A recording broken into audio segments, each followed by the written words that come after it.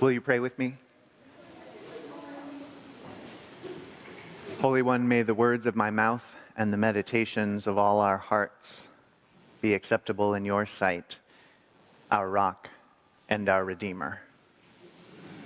Amen. In the beginning, there was nothing. And the earth was formless and void. And God hovered over the face of the waters and was alone. God knew what it was to be without companions, without people to talk to share with, to be challenged by, to wrestle, to fight with. God brooded alone. And it had never occurred to God to speak, because who would hear what God had to say there on the face of the waters? But then one day, God spoke. And a world, a universe, sprang into being. And God spoke again, and suddenly the world was covered with form and life and diversity. There was water, and there was land, and there were lights for the day and lights for the night, and stars upon stars upon stars. And there were trees and plants, and there were animals of every different kind. And God spoke one more time. This time God spoke into a handful of mud, they say. And the first human was made from the stuff of the earth and the breath of God, and there that human stood. And God said, "It is very good." But it wasn't good enough, for the human was alone, and God knew what it was to be alone. And God looked everywhere for a companion for the human, but couldn't find one. And so God spoke again, and there was a companion for the human. Now there were two of them, perfectly matched, and they were not alone. And it was good. But it wasn't good enough, because God asked, what will happen when they fight? Who will they talk to when one of them gives the other one the silent treatment? What if something goes wrong between them that can never be fixed? And what will come after them? And so a family sprouted forth from these two, and it was good. There were so many of them, and it was good. But it wasn't good enough, because even families are not perfect. Maybe especially families are not perfect. They hurt one another beyond belief. Because when you're supposed to love one another perfectly and you can't, it hurts bad.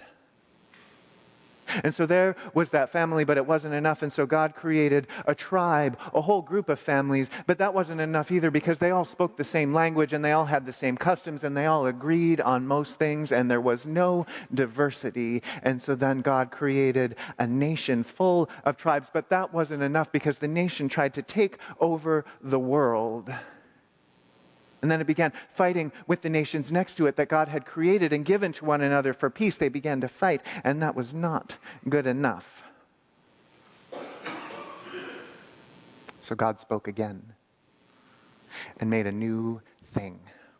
A thing that hadn't existed before, a thing that God had been dreaming about for a long time. Well, that first human turned into 2, turned into 20, turned into 10,000.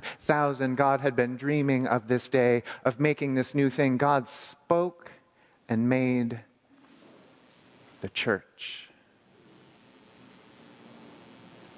And it was a place where people who had been wounded by their families could go and find safety.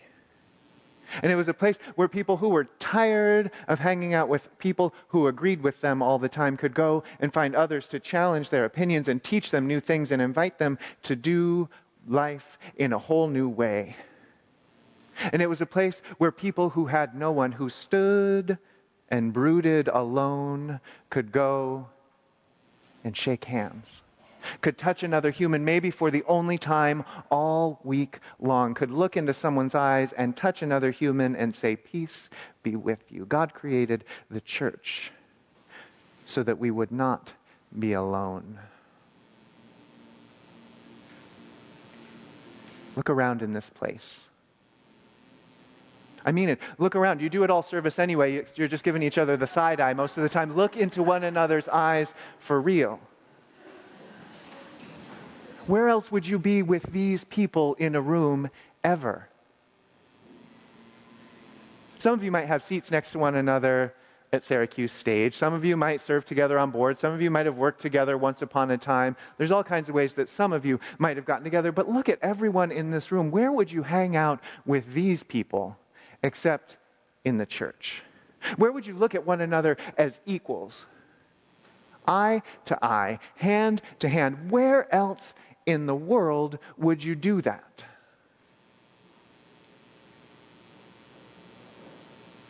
The church isn't perfect. You know that as well as I do. People get hurt here.